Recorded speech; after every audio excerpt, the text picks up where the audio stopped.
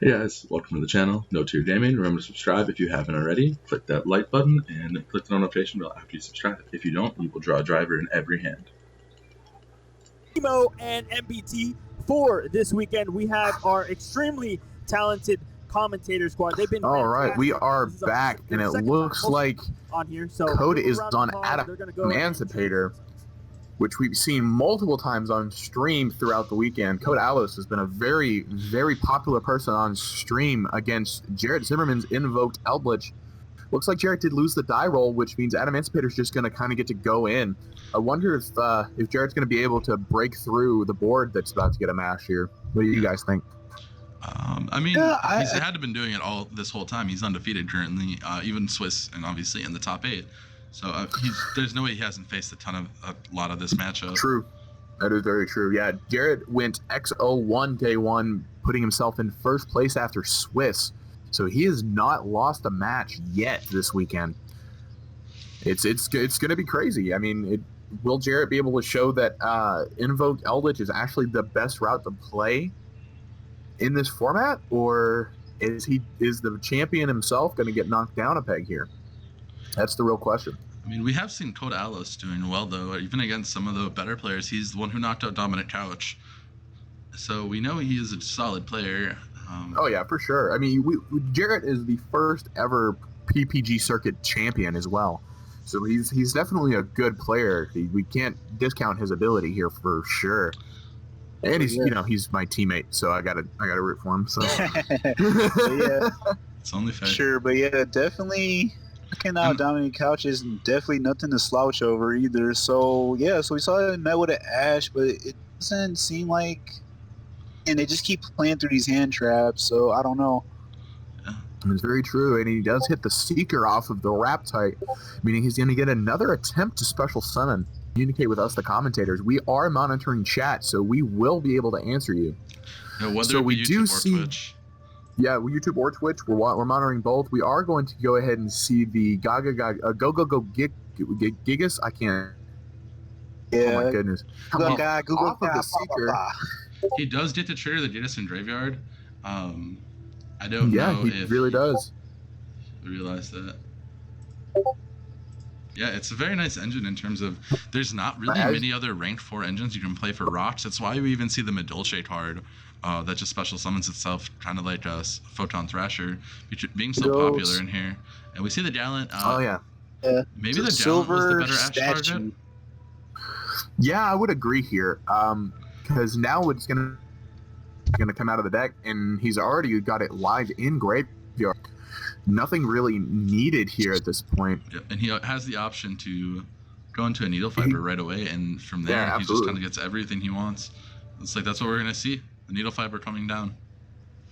Now, for sure. That's I don't know, because I think that stopping them as soon as possible might be a good route, but then at the same time, like, you just gotta hope that they don't have anything. So I think though, holding the Ash for the Block Dragon might have been better there though. Yeah, maybe, but I know that with Block Dragon, a lot of the time they find a way to chain block it. I almost want to say that Ash isn't really that good in this matchup overall, just because they play so many extenders that even an Ash Blossom on one thing isn't going to stop them. As we've seen, they continue to go off. I don't know that Ash Blossom is that good this format. Yeah, I think it's still one of those cards. You play it because it's going to hit everything. It's going to have its utility. But I think it's very dependent on when you use it for how strong it is. I think not using it on anything other than Block Dragon is pretty smart, unless they do have some. Unless you believe they're going to run something that negates it. And we're going to see the Appaloosa come down here, and it's going to be a little bit rough. Yeah, I mean, he still hasn't committed that Researcher, and I think he is the one that was on the TT statue that just special summons itself, so that's really powerful for him. So chat on YouTube is asking, what happened to the Grandmaji deck? Did it bubble? Yes, it did, and then someone also asked if any rogue made it, and answer to that is no. It is. I'm pretty sure the whole top 8 was split between Emancipator and Eldlich with just different variants. Speaking of that, I will have the Grandmaji players deck profile up on my channel within the next couple days here. Awesome. Look at you getting all the rogue stuff. I'll just have to get whoever wins. It's fine. Yeah, that's cool. No, don't worry, guys. Rogue is going to come through next week because I'm going to be playing and I'm going to try to figure out how to crack these rocks. So I think one of the biggest issues right now we're seeing is with these smaller events, Rogue isn't usually consistent enough to stay X1, but it can sometimes just do better in the top cut where it's facing consistently the tier 1s. So Absolutely. one of the things we might see is with a bigger event, rather than, I think this is only 70-something people, hopefully the Grand Championship will reach around 200 to 300. And at that point, we might see more Rogue cut into the top 32 rather than just being stuck in doing X1. All right, so that means you guys need to join into the next championship so we can have a lot of players. Absolutely. And if you are sick and tired of Adamantipator and Eldlich being at the top spots, find a way to break it. Get to the lab, figure out what you're going to do, and beat them. That's the only way that we're going to stop seeing is somebody come up with something that just beats both of these decks outright. I heard Dimension Shifter's pretty good. Yeah, I heard that card's pretty broken. And we Especially if saw you that in open the it. Grand Manji match. Yeah, the Grand Manji, you guys got to watch that replay. But Dimension Shifter put in work in that matchup. Oh, it really did. That Grand Manji player was so close. But again, not enough Twitch Prime. If you ain't now your Twitch Prime. If you subscribe to twitch.com or .tv with your Twitch Prime, you can send power to the person you want to win the tournament. Whether it be Jarret, whether it be Code Allos, whether it be our 15-year-old German player that won on stream the last round who was playing at table 2. Whoever you want to win will gain power by your Twitch Prime. So what better way? It's free. It costs you nothing. And guys, it works just like the Spirit Bomb. Yeah, so Exactly. we did see that once throw off Milt, so we knew that there was Union Carrier blocking with the Buster Sword. That's so strong. Mythyard, thanks for the raid, my guy. They're bringing in 68 people with them. Definitely a boost for us. I mean, we're looking right now around 300, or with that raid, around 400 viewers now.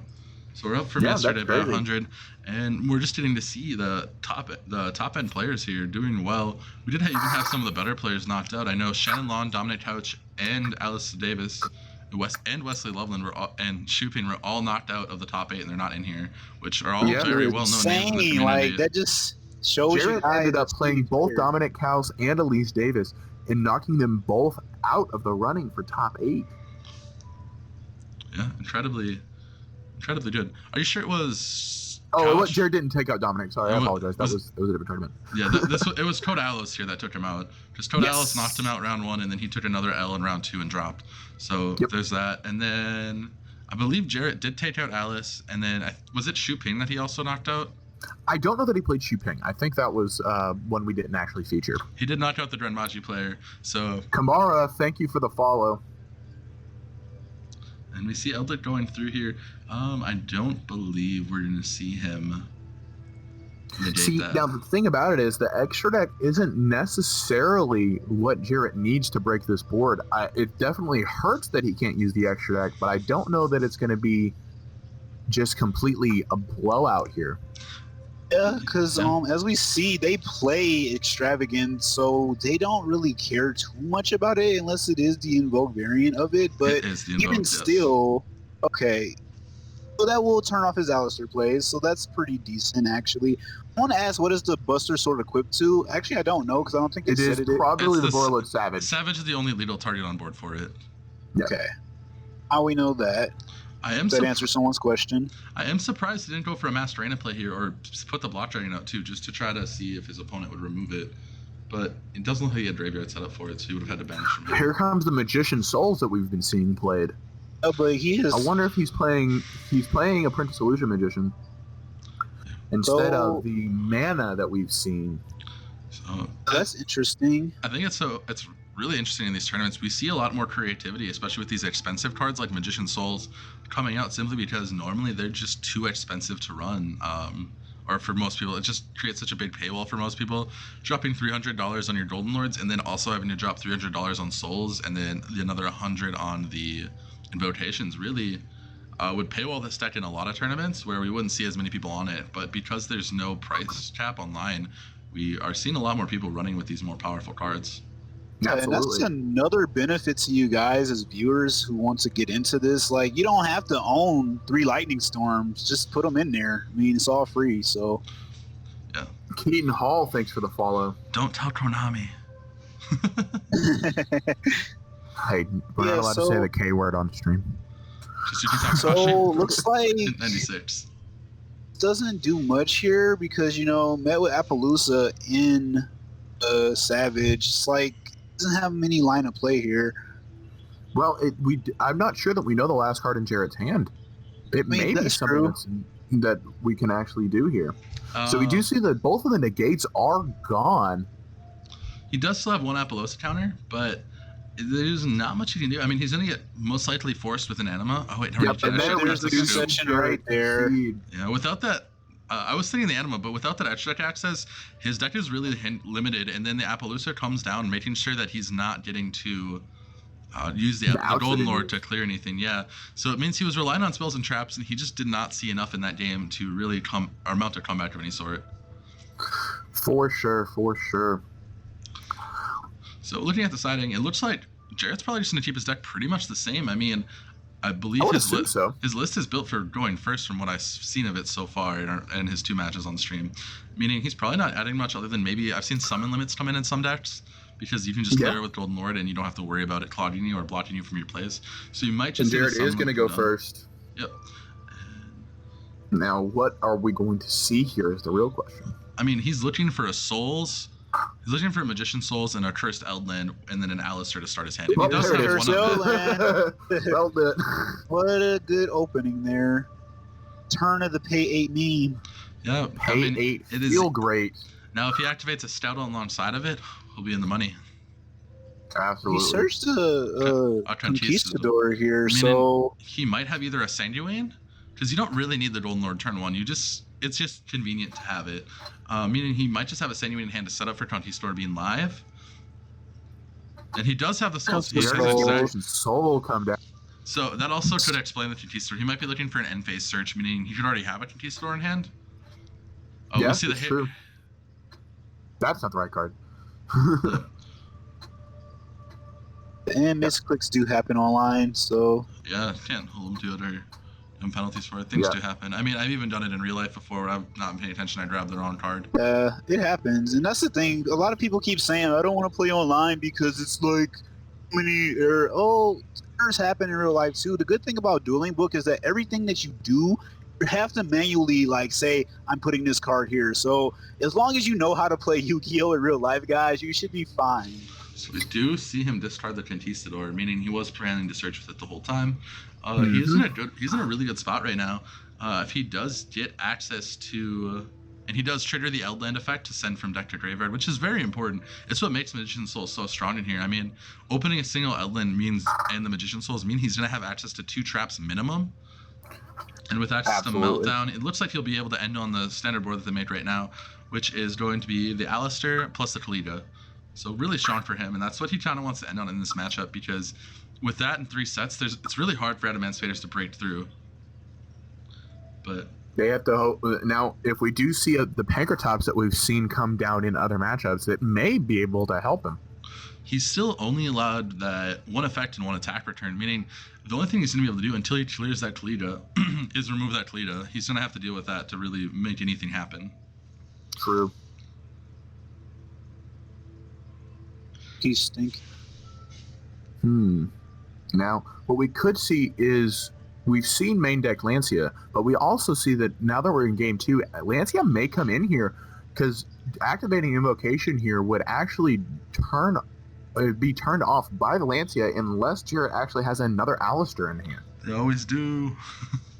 They always do. They always do. They really do. But the biggest it's thing you here, see all of your Alistairs and no Invocation, or all Invocations and no Alistair. That's just the way that it is. The biggest thing here, though, is that he's going to be turning off the traps if he does have the Lancia, and that's huge. Yeah. Not having that additional interaction could really chill him with how fast the Adamantisator deck can just extend. So here goes the Omirage Gardner combo play.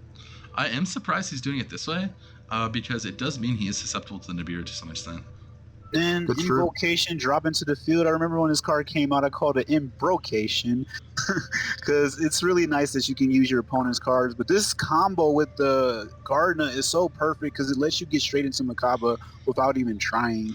What I am surprised by Very here true. is that he did not go for the Allos or the Meltdown Invoker. It does require you to commit into the Steer Gardener usually because you want that light in graveyard, but getting blown up by Nibiru wouldn't probably be the worst thing in the world, just because the Nibiru token is still a light, so he's still going to be able to commit the Makaba down at least and get a Toledo most likely off of it. So not the worst thing ever.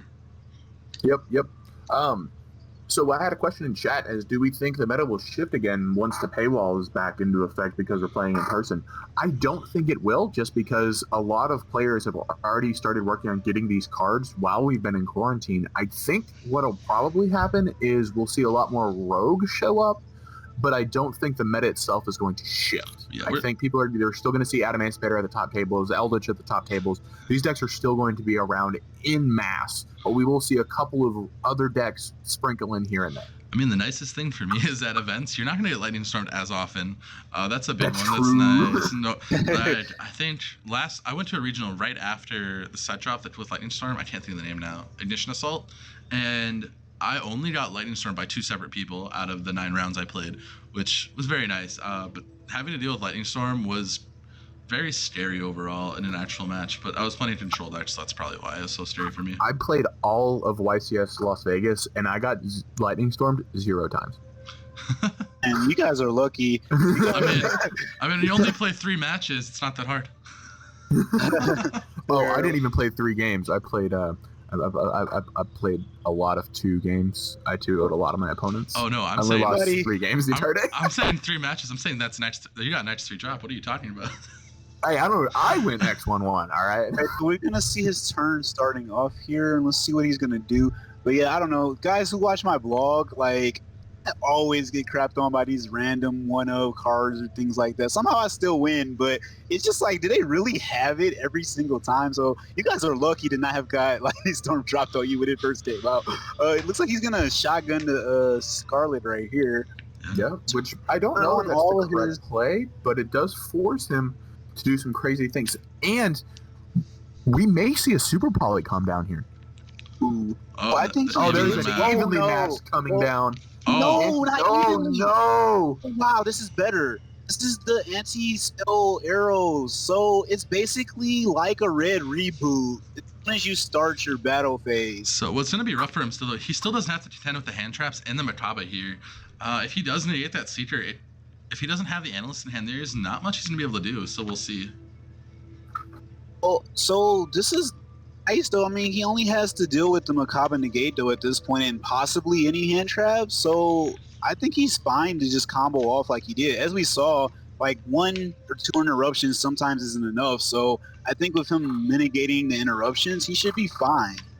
Build his board. We'll see. I am genuinely curious if he doesn't negate that Seeker, which is probably what he's debating currently, if it's enough, because sometimes it just is. Okay, so here comes the negate right here with Makaba. And it is going to banish. With the banish means that he's not going to be able to utilize that Seeker for a block dragon that we can see later in the turn. So it is eliminating some resources here. Okay, and that's actually going to cause Allos to scoop, putting us into a game 3. One was good enough. Wow. So now I'm interested to see what this side is going to do. Yeah, you'd be surprised. Sometimes, yeah, just having a single removal for the Adamantipator deck, they're just not able to extend sometimes because they do require a rock on board for pretty much all of their plays. I know I played versus them, and I think I resolved a single Trish on their turn and Trish their normal summon and then 1 card from their hand, and they just passed the turn. So sometimes that one interruption is just enough, which is what's so scary about this deck. If you don't have a special summon sometimes, like the just anything really, you can just be completely blown out. Absolutely. And in case you guys are curious, we have the pie chart for top 8 on the PPG phase. You can check it out. G on.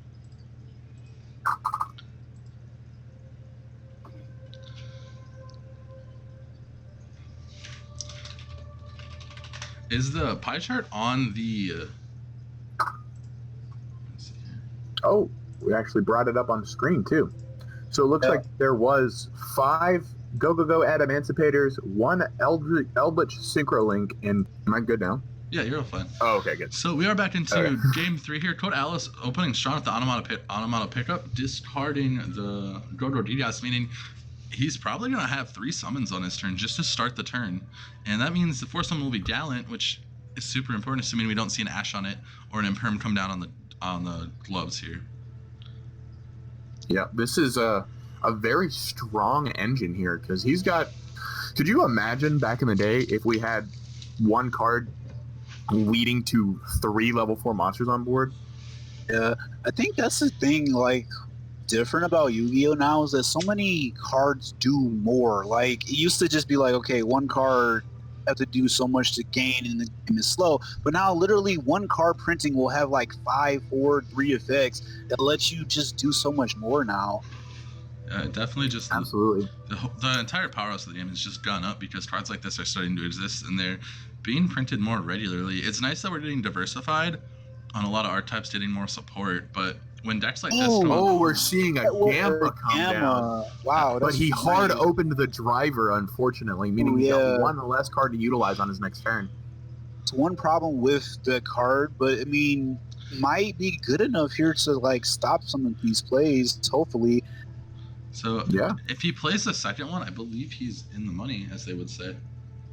Well, someone asked who's on commentations. I don't think we introduced ourselves this round, guys. So I am Jam1 from Jam1 TCG, YouTuber, and Frogmaster. You guys are?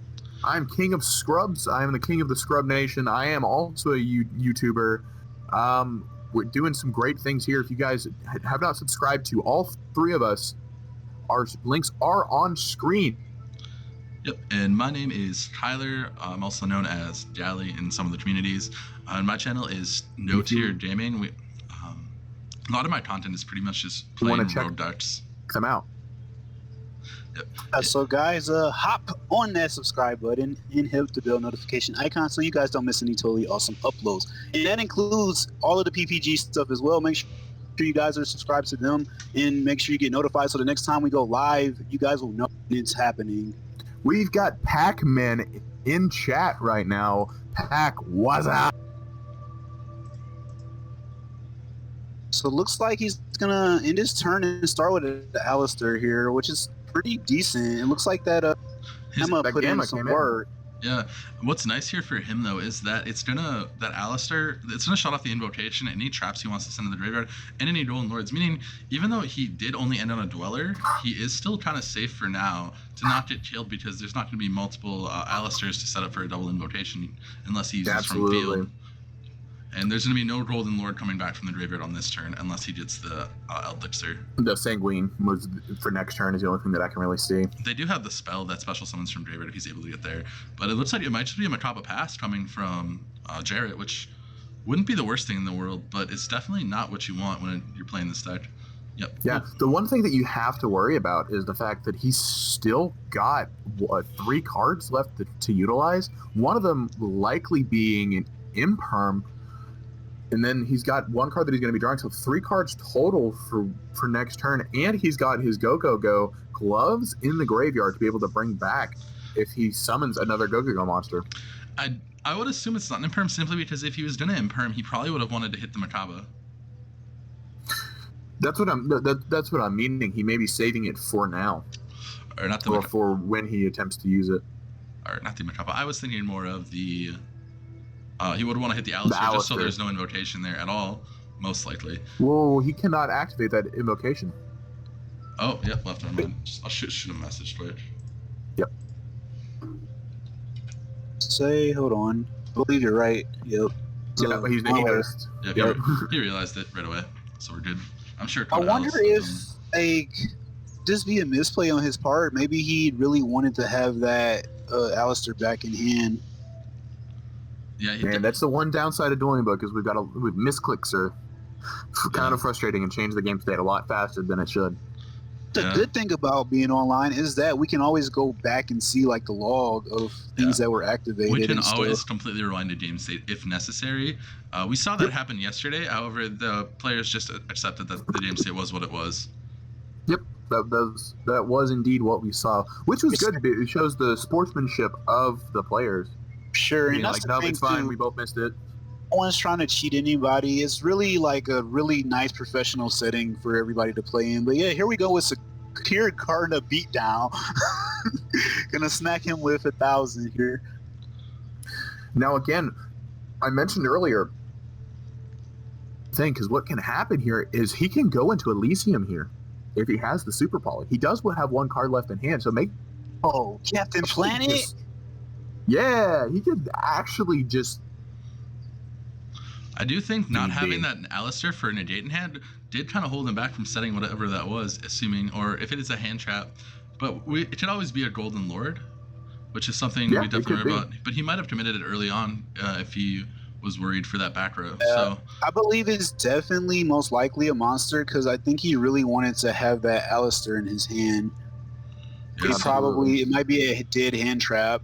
And the Go-Go-Go Giant coming out, he is the wolf bark for this archetype, but it also triggers the Go-Go-Go Gigas in the graveyard. I mean, he can grab the Dedeus in there, trigger the Dedeus, and then grab the Dodo Dwarf, and he actually puts up a fair amount of negation. So we're going to see the Gamma discarded. Gamma come down. Meaning, but the problem is if he does have an extender, it could be very scary for him because we don't know what his sets are, or even if they're live. So the thing about it was the Go-Go-Go glove is an ignition effect. It's not a trigger effect. So removing that from the field makes it to where he's not getting an additional extender from that. We are going to see one card set. This does not look good for Code here because it looks like he's going to go ahead and end his turn with 2 sets. Jarret may be able to take the game from here. There's a good chance he dies. Yeah, I mean, it's just summoning an Alistair here would put him in on a chance to just lose the game outright. Because he can get it back with the invocation here now that he's no longer under Dweller.